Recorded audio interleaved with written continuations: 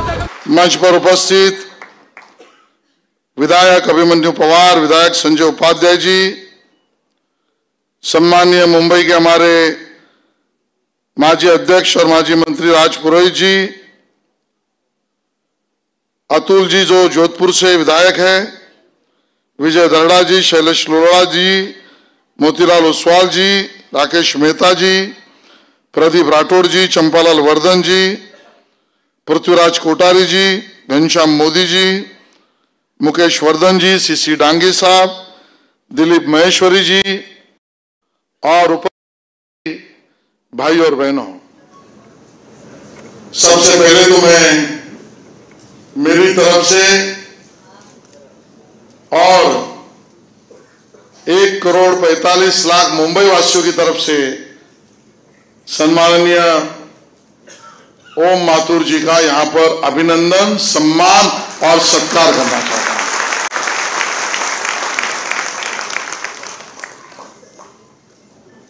बहुत सारे मेरे पूर्व वक्ताओं ने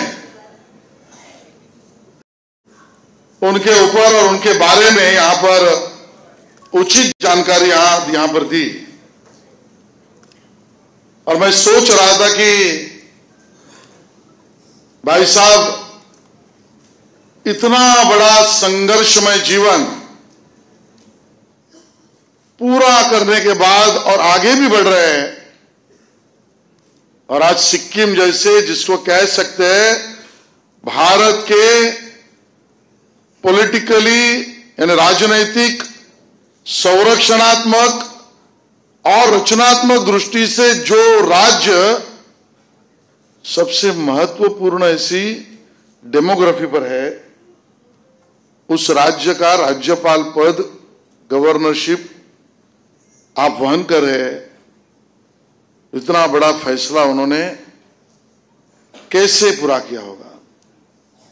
हम तो सोचते हैं, हम तो जानना चाहते हैं, हम तो सीखते हैं कि हर एक वो चीज कि जो भाई साहब को असाधारण रूप से हमारे सामने प्रदर्शित करती है।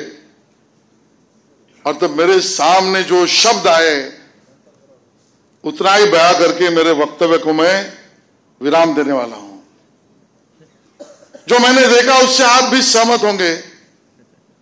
नंबर 1, भाई साहब की पी यानी पर्सनैलिटी रॉयल है। आप उनको देखोगे और उनका चलन, और आजकल तो सेहत भी पहले से मजबूत कर ली है, तो ये गवर्नर और राजनीतिक या सामाजिक रूप से वो असाधारण इसके लिए है क्योंकि नंबर 1 उनकी पर्सनालिटी रॉयल है। नंबर 2 मैंने उनके जीवन में देखा है, दूसरा पी है,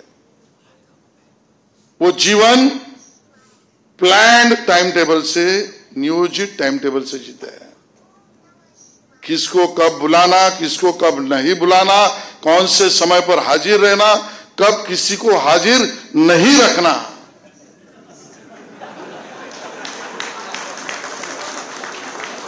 तो दूसरा भी है, वो है प्लान टाइम टेबल।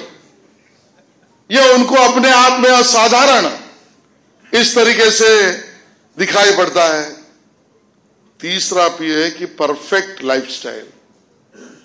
उनकी जीवन क्रिया अगर किसी को देखेंगे, सुबह उठना कब, योग मुद्रा, व्यायाम करना कब, भोजन लेना कब, कौन सी चीजों का त्याग करना, लोगों को भी प्रोत्साहित करना, ये चीजें न करे, इस तरीके का प्लान्ड लाइफस्टाइल वाला दूसरा कोई व्यक्ति मैंने देखा नहीं है। चौथी बात भी मुझे दिखाई पड़ती है, जो आज जिस पद पर आप बैठे हैं उसके लिए मूल रूप से आभार उसका है, वह है प्रोसीजरली करेक्ट। वो प्रोसीजरली करेक्ट रहते हैं। और आज भी वो गवर्नर के रूप में जब उपाध्यक्ष थे तो उपाध्यक्ष के रूप में जो जिम्मेदारी मिली, उसकी जो कार्य पद्धति है, प्रोसीजर है, उसमें भाई साहब 100 आना करेक्ट रहते हैं और इसके लिए प्रोसीजरली भी करेक्ट है। वो उनका जीवन भी राज्य संगठन में भी और राज्यपाल इस नाते भी वो और पिए, वो पॉलिटिकली अनबायस्ड। मैंने स्वयं देखा है 2014 के चुनाव में, जब भाई साहब के हाथ में दौड़ थी, देवेंद्र जी अध्यक्ष थे, तो भी किसी के प्रति मोह नहीं, किसी के खिलाफ भावना नहीं, पॉलिटिकली अनबायस्ड। आज गवर्नर इस नाते भी उस राज्य में पॉलिटिकली अनबायस्ड इस प्रकार का उनका जीवन और चरितार्थ रहा है। छठी बात भी बहुत महत्वपूर्ण है, वो भी है, वो पर्सनली बहुत सेंसिटिव है। व्यक्तिगत जीवन में करुणा, दया, क्षमा, शांति, अपनापन, दूसरे के लिए पहला सोचना, लोक कल्याण, ये हृदय होना। और इसके लिए ही मोतीलाल ओसवाल जी से व्यक्ति यहां पर कहते हैं कि मेरे संकट मोचक भाई साहब है, अपने में से बहुत सारे लोगों का वो अनुभव होगा, और वो पर्सनली सेंसिटिव भी है। सातवीं बात भी है, वो किसी से भी प्रोफेशनली अनअटैच्ड है।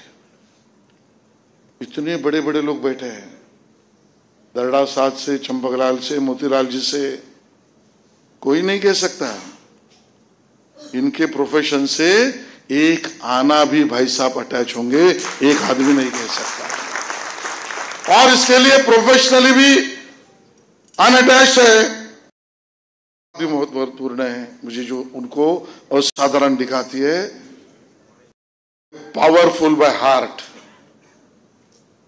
जब 2014 में अमित भाई के साथ आए थे, देवेंद्र जी इसकी पुष्टि करेंगे, तब लोग कहते थे कि भाई कैसे करोगे, अलग चुनाव लड़ रहे, कर पाओगे, करके दिखाओगे। तब हम सबको बाय हार्ट जिन्होंने पावर दी, वो पावरफुल नेता बाय हार्ट कोई था, तो हमारे भाई साहब यहां पर है। नौवीं बात मुझे बहुत भाती है, और देवेंद्र जी ने उसको जीवन में उतारा है, वो बात है प्योर इन कैरेक्टर। राजनैतिक जीवन में स्वच्छता से जीने वाले व्यक्ति है। एक इतने बड़े जीवन पर एक भी कलंक ना लगे, कलंक छोड़िए, कोई आरोप करने की जरूरत ना करे, इस प्रकार का प्योर इन कैरेक्टर, इसके कारण भाई साहब असाधारण है। और अंतिम बात, प्रचारक इन स्पिरिट, वो कौन से पद पर है छोड़ दीजिए, आज भी प्रचारक जैसा जीवन जीते हैं, इस प्रकार के हमारे भाई साहब है। इसलिए उनका जीवन असाधारण है, हम सबको सीखने लायक है। अब यहां पर किसी ने पहले कविता कही, फिर लोढ़ा जी को लगा कि अपने पेट पर लात मार रहे हैं। अब लोढ़ा जी तो कवि है, उन्होंने 4 लाइनें सुनाई, तो बाद में मुझे भी ध्यान में आया कि मैं भी सांस्कृतिक मंत्री हूं, तो 4 लाइन सुनाने का हक भी मुझे है। तो ये संघर्ष भरा जीवन, और उसमें भी स्वाभिमान पे अटल, व्यक्तिगत निडर, और किसी भी संघर्ष के लिए तैयार, ऐसे भाई साहब के लिए जो मुझे 4 लाइनें लगती है उचित है, वो मैं कहता हूं। जहां से तेज हवाओं का आना जाना है, जहां से तेज हवाओं का आना जाना है, भाई साहब कहते हैं दिया मुझे वही लगाना है, दिया मुझे वही लगाना है। और स्वाभिमान भरा जीवन कैसे है, इबादत की जगह तू न मुझे बता, इबादत की जगह यानी सर झुकाने की जगह तू न मुझे बता, हमें पता है हमारा सर कहां झुकाना है। और ऐसे जीवन के धनी भाई साहब शतायुषी हो, पद और ऊंचाई पर जाए, और हम जैसे कार्यकर्ताओं को सतत प्रेरणादायी बने।